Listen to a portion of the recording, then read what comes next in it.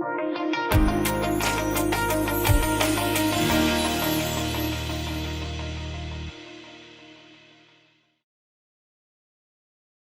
kia ora whānau. Thank you for coming out today and talking to our whānau online about health literacy.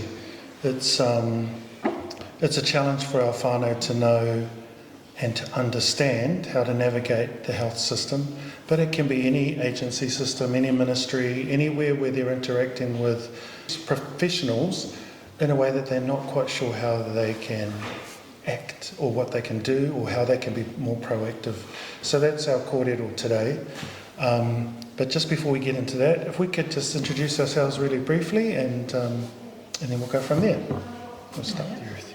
Kia ora whānau, I'm Ruth Wong and I'm from Korongata Marae, of course, and I live in Flaxmere. I'm 54 years old this year and I've had diabetes for the past 20 years and I'm happy to be part of this kōrero. Kia ora. Kia ora te whānau, ko Taiwhenua taku ingoa. He mokapuna au ki Ngāti Pōporo. So kia ora, I'm here to have an awesome conversation today, so ngā Cool. mihi, thank you for the invitation. Talofa lava, kia ora, I'm Panita Davies, I'm the wife of Dwayne, so it's lovely to be here talking about health with te whānau. Kia ora everyone, my name's Shakaila Walese. Happy to be here to talk about haura. And kia ora, I'm Aliuta Walese and I'm also on the Korongata Marae Trust. And yeah, excited to be part of this also. And kia ora whānau out there. My name is Tracy Tuanasevi and I'm the ad hoc host for this series of online digital episodes around wellbeing for our whānau. Okay, so I guess the first question is, what's your understanding of health literacy? What do you think that means? Anybody? Well, I had to look it up because I wasn't sure exactly what it was that we were going to discuss. So what my understanding is, it's your understanding of health, and for me it means the things that I'm interested in, how much do I understand those things, and I'm here because I want to share not only what I understand but what I don't understand as well. Cool. Anybody else? It's about being able to navigate the health system and understand what the clinicians are talking about, and then how you interpret that for yourself. Yeah. And then trying to make sense of it in a layman terms. Yeah. Yeah. And I think for me it's how we can be more proactive in any space. Whoever we're talking to across the table, one, they're just another human being. They just happen to be the expert for the reason that you're there. And so we don't have to treat them any differently than you would someone else. So what we're going to do first, I think the biggest thing that our whānau might not understand is what are our rights, especially when it comes to health services.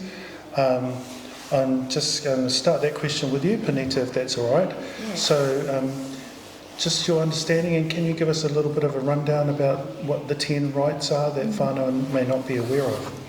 Kia ora, cousin. So as a consumer myself for many years, knowing your rights is a really it's a really important part, integral part of being able to use the health system so that you can benefit immediately from it. And there's a little card here. There's 10 rights, but the most important ones that I focus on are 1, 3, 5 and 7. So being able to be respected right off the bat, that's important for us. Having mana, dignity and interdependence is all about the way that they serve you, and just being able to have the time to think about the questions that they're asking, and then to understand when they're being replied to you about, do you really understand it? Number 5 is effective communication. So, as you said before, it's really important that our clinicians talk to us and not at us. So being able to have a conversation with whoever's in the room is really important, involving our whānau. You can always have someone that can advocate for you if you're not sure. That's a really important part. As an experience with my mum, when she was in her stroke period, she always used to bring one of us with her. One, because her English wasn't too good, but two, because she was quite confused at the time. So that's important. And 7 is all about choice and consent, just making sure before you sign anything, whānau, that you know what you're signing. And if you're not clear, ask questions. Take your time. I find that the clinicians and any health professionals that serve you, right from reception all the way through, that they are there as servant leaders for our whānau, not the other way around. We're paying them to serve us. So I think that's really important now that the health system's changed drastically. So we are in charge of our care, and that's really important to know. So, right to Aya's age, Lebanon, I'm very cautious about how she gets served, and even to the point if they say her name wrong, she's like, it's Aya, not Aria. So, giving our children the opportunity to be able to speak to these clinicians is important. So, choice and consent, really important. So, we've got these little pocket size of your rights and all these kinds of material. We are really lucky because I can get them for free. But whānau can pick them up from any GP, anywhere. They should be available. At the very least, they should be on the wall somewhere, and they usually are. Yes. And what we're going to do is we're going to post a copy of your rights on with this post, so you can download that if you want to. So you talked about 1, 3, 5 and 7 as kind of the main ones that are whānau. So the first one was that dignity? Respect. Respect. Anybody got any questions or experiences around respect when it's being respected or not respected, or not feeling respected when being interacting with a health professional? It might even be your GP or your nurse or someone who comes to visit at your house. So just a funny story in regards to respect, and that comes under the definition of mana. So when we need support and we need help when we're going into spaces, do we feel like our mana's intact? Does it feel like we've been accepted for who we are and what we are there to be, seen for? So one of the scenarios that we talk about in our traditional way of medicine or our hospitals, normally we would, as soon as we walk in the door, we would feel, as Māori, left out, or feel glazed over, or feel like we don't belong in this area. So that's why 1's really important from this context, because as soon as you put your little nail, pinky toe in, breach.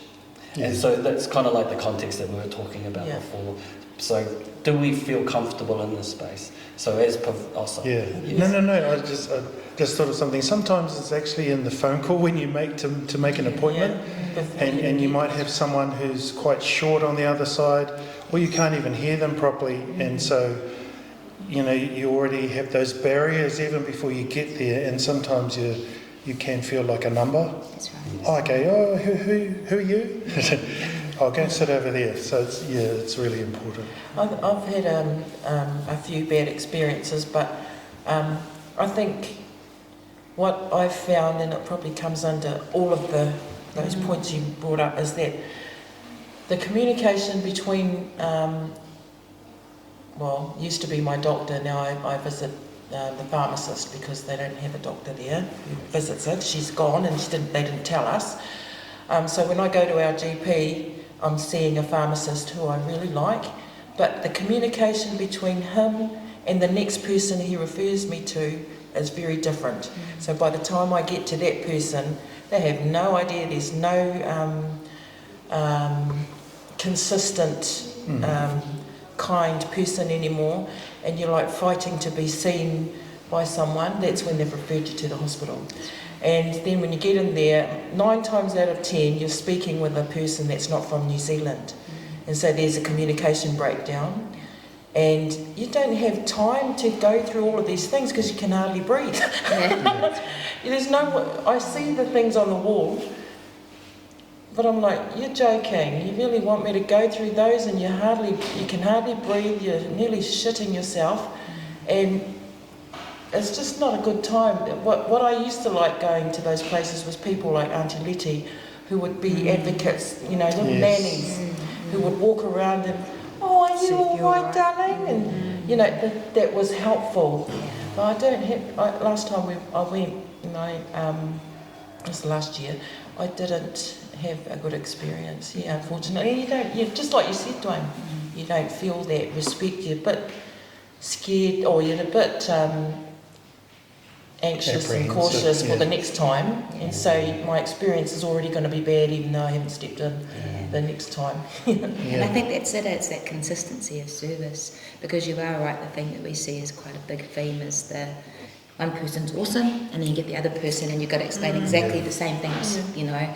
And I think that's it. Is that what I'm really focused on now is that it's okay to let them know that's not okay to talk to me like that. And I think our whānau need to take back the power. And if we are able to do that and stand up for ourselves and have that confidence, then I think moving forward, that's the one way to break it. You know, and it's okay to say, look, I don't appreciate the way you talk to me, because I think that tonality that you talked about is really important. You know, the way that we get delivered on the phone, we're already coming in with our own bias, and that's what a lot of our whānau experience. And it's okay to actually say to someone, oh, I didn't like the way that so-and-so spoke to me. That's oh, I right. And it's actually okay, whānau, to complain, to make a complaint. You're not being a moaner or a whinger. You're actually, from the organisation's point of view, you're actually helping to improve their service. That's right, and that's what it's about. And she said, but when you were talking, I was thinking, I could think of when you go to a restaurant or somewhere and you think, if you complain, they're going to spit in your food. So it's and sometimes that's what we're wary of.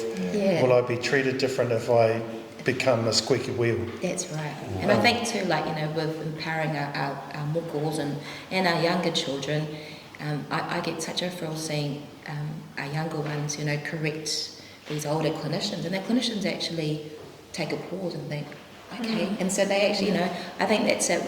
We can pass on our feelings of apprehensiveness to the next generation if we don't start changing our ways. So it's really about how we see it, and we're making those decisions about it now, because we know that there's a huge problem, and we want, and you know, they've been in the health industry or Health New Zealand, Te Whatuora, if you like. It is all about making people responsible for their actions. So I totally agree with that. Oh, that's cool. Kayla, have you had any good or bad experiences that you've felt you've not or been exceptionally well respected as a consumer? Yeah, I think in the mental health space, when I had to go and see different health professionals, and I was referred, a lot of the times my interactions with them, I felt like I was already put in a box. And so, for example, medical history, I would have preferred to have the opportunity for me to share my medical history, because we're the experts of our lives and of our hauora and well-being. But when it's written and then that's all they have to go off, I feel like that's why there's a whole lot of stigma, because we're not able to, or we're seen as not being able to articulate. And on the other side, now working in mental health spaces, I can see the importance of, you know, always enhancing the mana of the person and allowing them to put in their own words what they feel like they're experiencing, because then it makes more sense to them. And I think having that approach in hauora will do so much more than just helping someone's physical health. Like, we've really got to look at it from a holistic point of view. Awesome. Thank you. So the number 3 was the next one that you kind of highlighted. What was that one about again? The dignity, just what you talked about. Yes. You know, that whole part about being able to listen, it's a really hard one for the health, for clinicians especially, and that's not just from the doctors, it's from nurses all the way through to receptionists, you know. Have you found, or many people talked about, I guess, the physical nature when you're in a health thing and you're going for a physical reason, the dignity of either having to take your clothes off or, you know, all of that kind of stuff. Has anybody had any experiences with that, and you know, whether it's been a bad or a good experience? Just my colour of my skin, my name, Yes. the way that you know, I look, that automatically makes me feel a bit apprehensive, and so you know, I think we've all felt that too. That's that kind of being labelled or put in a box. I was going to just say, one of our friends, Billy, Yeah. he's passed on now, he rang me at work and he said, look, I've been in A&E for a long time and they won't see me. And this is a gentleman that looks like, you know, he looks like he smokes all the time. He used to smoke all the time, so he looked like he was a drug addict. But he wasn't. And he'd just sit there, he was just about dying, he had really bad asthma, there's another word for it. But anyway, he rang work and he was trying to talk to his best friend, his roommate, who was my work friend. And when he wasn't there, but I listened to him and immediately rang one of the board members, who's one of our friends at work. Anyway, she rang that one, and 3 of them met him at A&E and he got seen. That was good, but it wasn't good. Because as soon as they came in, the doctors and the nurses saw them, pushed them along, and he said to me afterwards, why is it that I had to wait that long and they could see me when these professionals came in and came to my rescue? And that's not on. You know, like our whānau, when they're sick, don't look very good. And when they're treated like that, you know, like you said, just the colour of our skin, it's not a nice feeling. I felt for him because he was quite hurt that they wouldn't see him because of him. That they had to wait for the funny thing Heather to come. we say to people, and it's a joke, but it's you know, if you've been sitting there for a long time, just say, I'm getting tight in my chest. And you'd be surprised how quickly it gets seen. Well, that's the other thing, is that people think that if I make a big noise, the louder I am, the sooner they'll see me. And that's how our people do that too. They think that if I get loud and boisterous, like my mate at work, sister, you know, like if we do that, then we're going to be seen faster. We make an angry scene. And then you're just looked at, you're labelled as that noisy lady. Troublemaker. But these are the tactics, these are the things that our people do because they feel that they have to do that. Well, and also they think that's the only way they can get. And I think too, if we, having these forums really makes our whānau empowered. So even if we say, to all of our whānau, everyone had one of these and they took it into the hospital, because sometimes you have to self-advocate and it's okay, but we just need to teach all of us about, it's not the yelling, it's actually how we deliver it. So I'm just, that's my biggest thing moving forward is we have to have the know-how, but also the to-how. Because, you can't rely on your kids being with you. I mean, the good thing having a card is you can say, well, hold on, point number 3 says... Become your lawyer.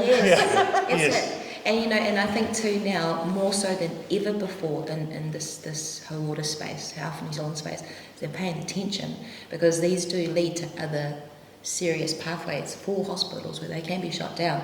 So if we let our whānau know that, hey, actually take the power back, then it's like, okay, well, you can't leave home without this card, and you've got to take it in your purse just so you can...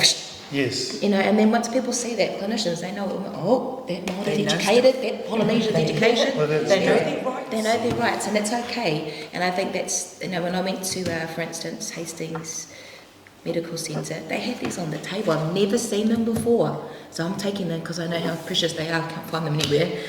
So that's a good sign. So everyone's very aware that they have responsibilities back to our whānau. Regardless of colour, ethnicity, sexual orientation, it's all about how do we serve. So that's, that's a big So one thing we can do as a marae is try and get a hold of these cards. 100%. And then they can be available at any marae function where, even if we had a holder up there by the door, 100%. people can just grab them and take them. Just on that, so number 3 is about dignity and independence, and the kupu Māori is rangatira motuhake, meaning in regards to when we're talking before about it's okay to say that I've been waiting longer than normal. It's okay for you to present that, because that brings data. Because what a lot of our people do, this is what I've learned from what I understand, they either sit, they're very patient, they either leave, and then there's no data there at all.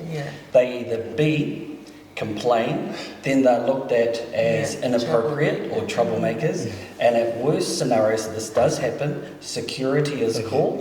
Kicked out. So what we need to navigate is how we go about presenting ourselves when we're in that, so that it gives the mana that we deserve by the authority of we're there for a reason, but also in, not saying in a respectful way for them, but in a way that it doesn't put us in a light that is normally statistically seen as we're the aggressive, abusive, Stigma. stigma. And also, I guess, the smoothest pathway to actually getting to the result that you want, That's right. Yes.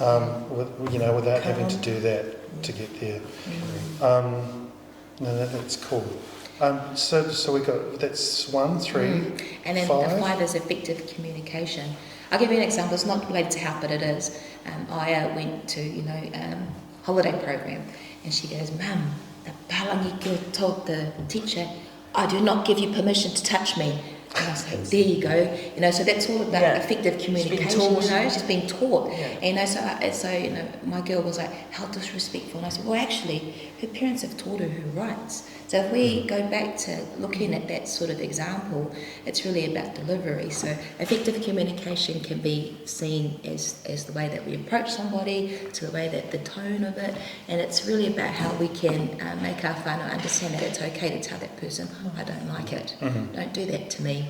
So if we start to really train ourselves to undo some of these historical things, and don't talk to the authority like that, because my mum always said, the bishop's the authority or the doctor's the authority. So in my head, I'm still have those tendencies. But now in our children's day, especially these later day kids, they're very knowledgeable about their rights. So having that effective communication starts about really teaching us to undo some of those learnings again, because this world is changing, because isn't questioning is not subordination. No, questioning is good. It's That's actually right. a good thing. That's right. It's a good thing. So that 5 is really important. That comes under. And there's also that element, we've kind of touched on it, the element of communication where if there's a lack of understanding, to actually say, I don't know what you're talking about, I don't understand what you said to me, especially when it comes to explaining either diagnosis or medications. Yes. I'm going to put you on this. That's right. And you don't know, and quite often it's not even explained some of the side effects of those, let alone in conjunction with that one and that one and that one. And then all you know is, I've got a sore stomach. And you're singing, hello, it's because you're taking metformin. And so it's all of that stuff around our whānau being bold enough and to understand that they can ask. Yes. Just thinking from work, so it's literacy, it's teaching people about literacy, but health literacy also. So, but myself, having gone to, see the kidney specialist, he actually said to me, when I told him what I did, he said, actually, I've been working on this for the last 6 months. He said, when people come in, I've been really trying hard to not dumb down, but to make more simpler how he explains things.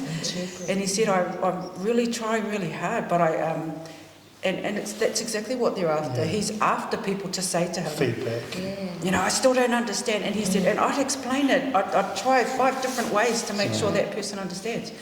And so they actually too, they also are trying. Yes. Trying to do so. That's really one example. I think is diabetes, prevalent all over the place, especially with Māori and Pacific. And then you've got doctors GPs who are trying their best to explain, but it's quite funny how the different ways that they'll explain to everyone. Well, they've got these different diagrams and they talk about it. And so even in that professional thing, it's still different, and they'll emphasise different things. I guess it's just a confidence and thing for our whānau, one, to ask questions, to say when they don't understand, to say that this is not okay. Like you said, to take back the power, and that it's okay to be in control of your own health. Yes. Sorry, we missed the last one, but the last one was... the 7 is the choice and consent, so taking back your own power. If you don't think that you agree with it, you don't have to sign it on the day. Yes. It's okay to say, look, I don't understand it. I want to go home and have a hoo with my children or whoever. Yes. And then they actually, what you said, they go, okay. So, you know, sometimes our own preconceptions can hold us back because the doctors that are coming out now, or the ones that are older, that they're actually trying to undo some of these things. Yeah. Because, you know, even for me, I had to understand, actually, these legislations are actually new for them too. And it's a good thing because I can see that actually they're still really good. They've got a good heart. Sometimes this busy, everyone's busy, you know, can be the excuse. But I think we look at, well, actually, busy's normal. Yeah. How do we slow down and actually take the time to say, okay, you know, actually, I don't get what you said. I don't even understand it. So can I come back? And they will say probably yes. Yeah. But you know, it's just because sometimes we haven't tested it ourselves. Yeah. I'm always right. amazed that some of our kids will say something, and I'm like, oh my gosh. And then the expert will say, oh, okay, and I'm like, damn. So you can say that, you know. So we're learning. I'm learning from my younger one, so it's really good. Just like this one here, it's you know, sometimes we think that they look at us a certain way, but actually it's probably ourselves. Yeah. So I think it's a really cool thing having the understanding as a whānau, as marae, that we're open to helping our whānau get better service. You know, stay healthier longer. I mean, you use the tūmasi as a great example of making some really defined choices in your health, and that's what it's about. We need to lead by example. So choice and consent, that's number 7. But there are 10 in here, you know, all in all. But those 4 are the ones that Health, Disability and Commission have always told me, Panita, make sure you teach your people 1, 3, 5 and 7. I'm like, okay. And to know too that Health, Disability Commission also has a Māori arm of the Commissioner side. So they've only a new haora space, that they are very committed to going around to maraes and having a kōrero of maraes on the ground about what do they do as a service, you know, because it has been sort of overridden by the Palanese for a long, long time. I know it's been a bit of a whirlwind conversation today, and we're grateful. So just before we go around, if you want you to think of one hint that you can give to our whānau to help them in their health advocacy for themselves, just before we do that, where can people find your rights online? I'll give you the link to post it up. So we'll put that on the... Yeah, we'll post it up. If you just put in like HDC or Know Your Rights, just in the Google space, it'll come up. But we'll also post a link on there for everyone to get it. And if you want some hard copies, look, I'm all about providing as much as we can for our whānau, so I will get them for us. Cool. Thank you. So just in closing, your one piece of advice for whānau, it can be the same. So we'll just go around the room and then we'll finish off there. Okay. To put yourself first. Kia ora. Aroa mai, I have too. But first thing, it's okay to take a support person with you to your appointments. Yes. Second thing is, at that time when you start feeling uncomfortable and the diddy starts happening, just pause and breathe and just go to whoever it is, the reception, and ask for a navigator or a kaitakawainga or a kaiawhina for them to be your navigator for when you move through that. So when you feel that diddy, it's okay, take a breath and ask for a kaiawhina or a support person. They are there for you at different facilities. So, Perfect. Great. It's okay to say, I don't appreciate the way you spoke to me in any health context. So take the power back, whānau. You get what you deserve. Awesome. My advice would be always ask for all the options and take the urgency out, even though the appointments are short. Try and get as much information as you can so you can make a better informed choice. Great. Awesome. You do? Mine was Dwayne's one actually, is about that support person. My thing has always been for me to take someone with me, or when it was my husband, I went with my husband, because you don't as the person always hear everything. Take it in, You take in the 5% and you're sitting mulling on that while they're still talking. So I'd take someone with me. Especially if it's something affecting your health, and you've gone into this space Yeah. where you can't hear anything. Yeah. Well, thank you, Whānau, for coming out today and having this frank conversation about health literacy. And to all our whānau who are the fly on the wall over here, we hope that there's been at least one bit of advice that will help you in your journey, and that you know at the very least there are 6 people here who have probably gone through what you're going through, who are willing to help you or give you advice. Like we said, we'll have the Your Rights link on the website. And any other bit of advocacy, I think, link that would be good. We're going to try and get hard copies of the card, and we'll have those available here at the marae. But I think when this is posted, it would be great to hear from different whānau out there around your experience, good or bad, that we can share. I think the more that we open up and have frank discussions about this, the better it is for our whānau, and more confident we will be when we're interacting not only in the health sector but with any sector that affects our well-being. So kia ora whānau, and we'll leave it there. Kia ora. Thank you. Done.